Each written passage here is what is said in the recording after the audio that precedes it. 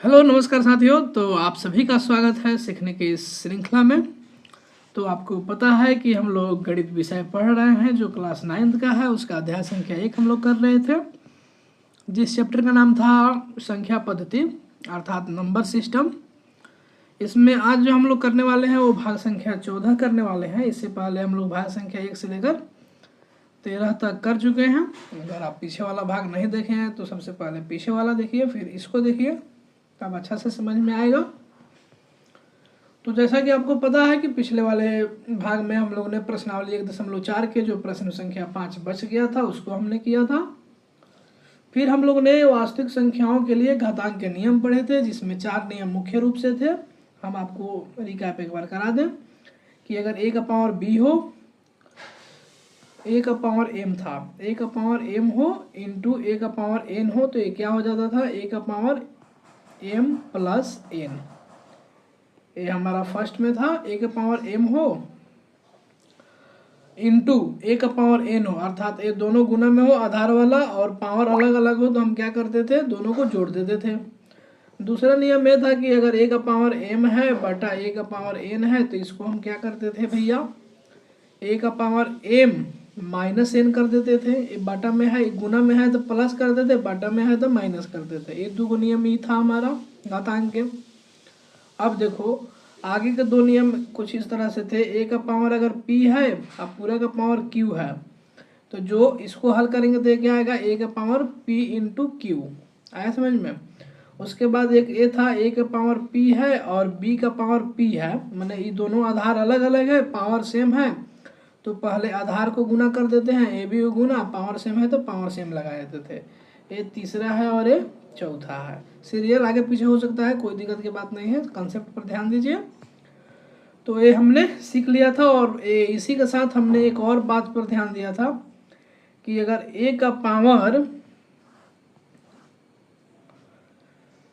m बटा n हो तो इसका मतलब क्या है, जितना बटा में लिखा हुआ है वो बाहर जाता है, रूट के बाहर, मतलब n बाहर आएगा, और जितना अंश में लिखा हुआ है अर्थात जो m लिखा हुआ है वो किस में आएगा, पावर में जाएगा a के, तो a का पावर m हो जाएगा, a का पावर m।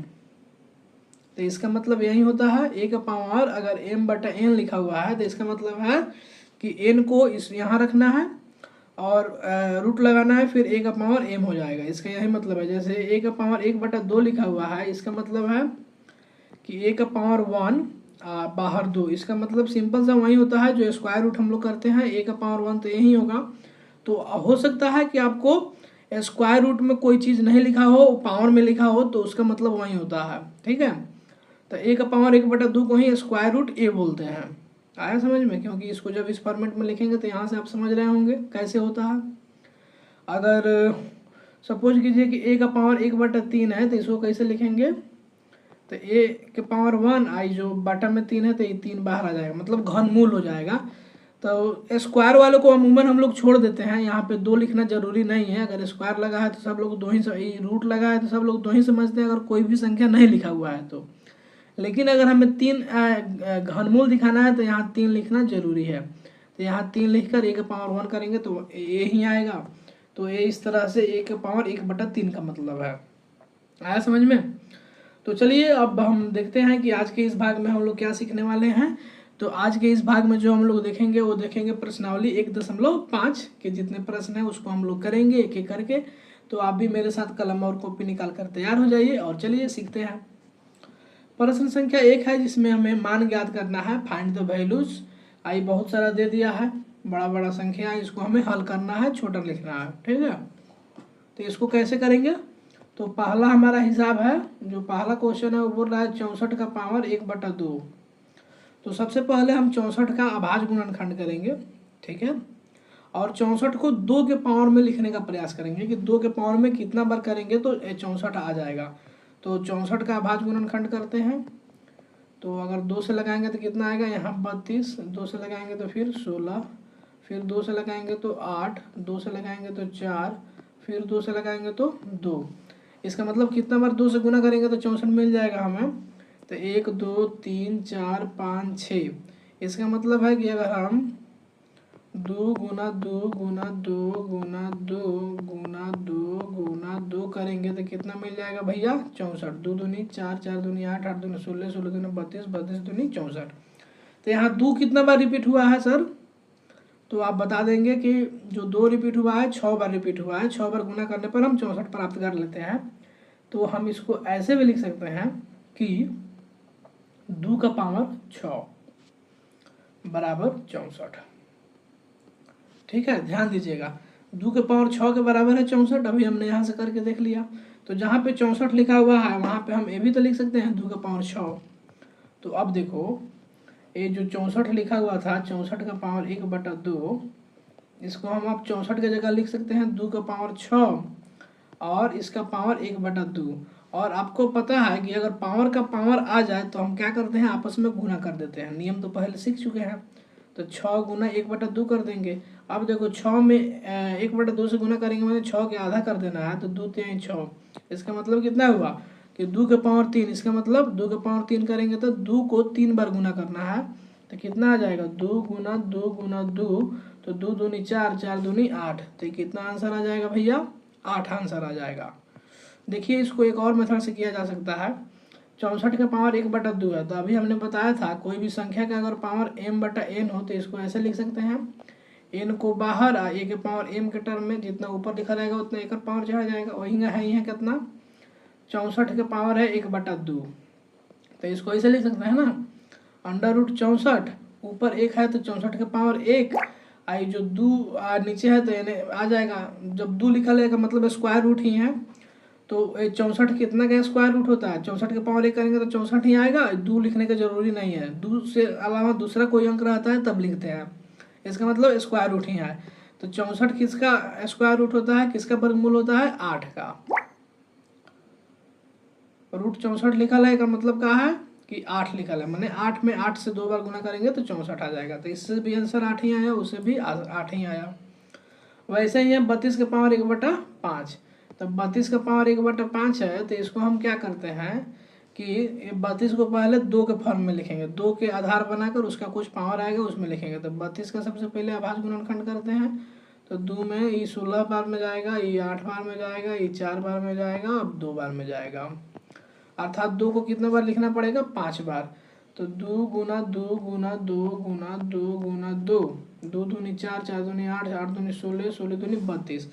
सबका गुना करेंगे तो 2 के पावर कितना बार 5 आया, 2 आया था 5 बार। तो 2 के पावर 5 बराबर क्या होता है 32।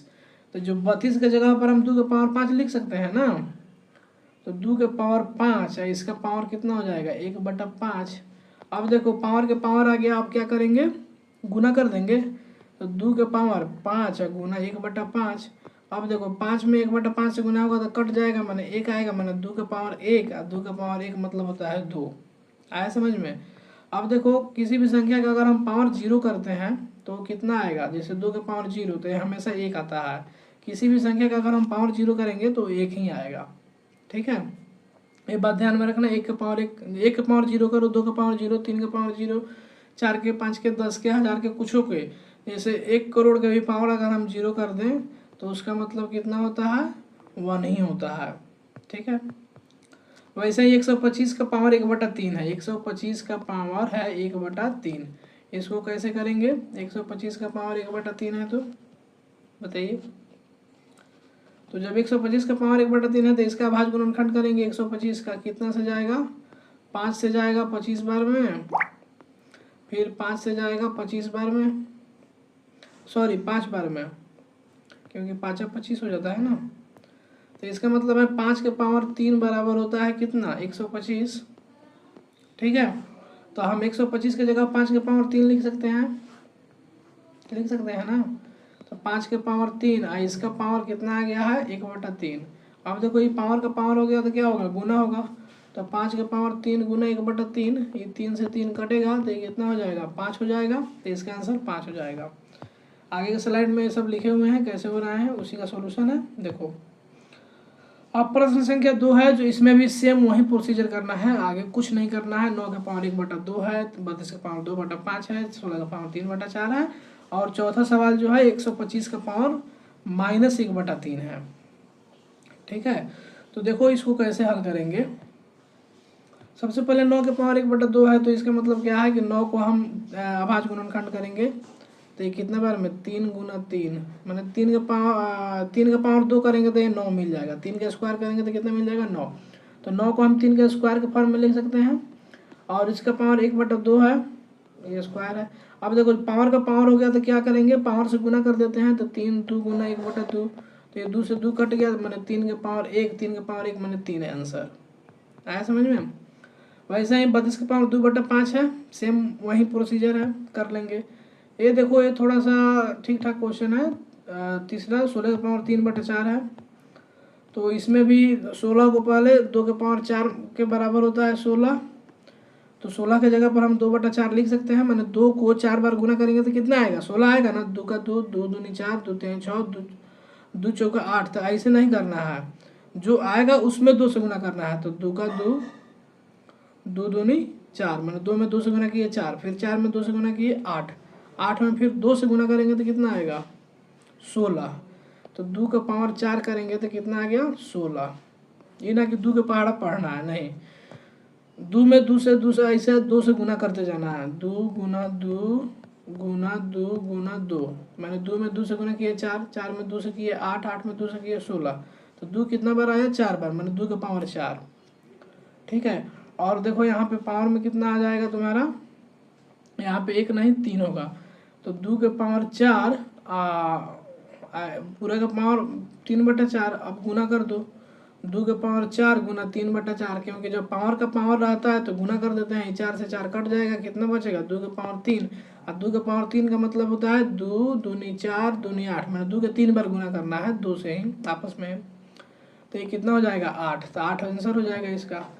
ये जो 5वां नंबर है, 4था नंबर सवाल है, थोड़ा टिड़की है, थोड़ा ध्यान देना यहाँ। 125 है तो इसका भी करेंगे तो 5 के पावर 3 के बराबर होता है 125, अभी जस्ट पीछे निकाले थे। तो इसका पावर कर देना है कितना 5 का पावर 3, और इसका पावर दिया हुआ है -1/3। अब देखो ये 5 का पावर 3 ऑलरेडी है, गुना कर देंगे, फिर पावर का पावर होगा तो 3 से 3 कट जाएगा। इसका मतलब क्या हुआ, ये 3 से 3 कट गया, इसका मतलब हुआ कि 5 का पावर -1, यहाँ पे 3 नहीं 5 होगा, तो 5 का पावर -1 होगा तो ये कितना हो जाएगा 5 का पावर -1, ये 5 है, ये 3 से 3 कट गया, ये तो बचा 5, तो ये 5 है, यहाँ गलत थोड़ा टाइपिंग है।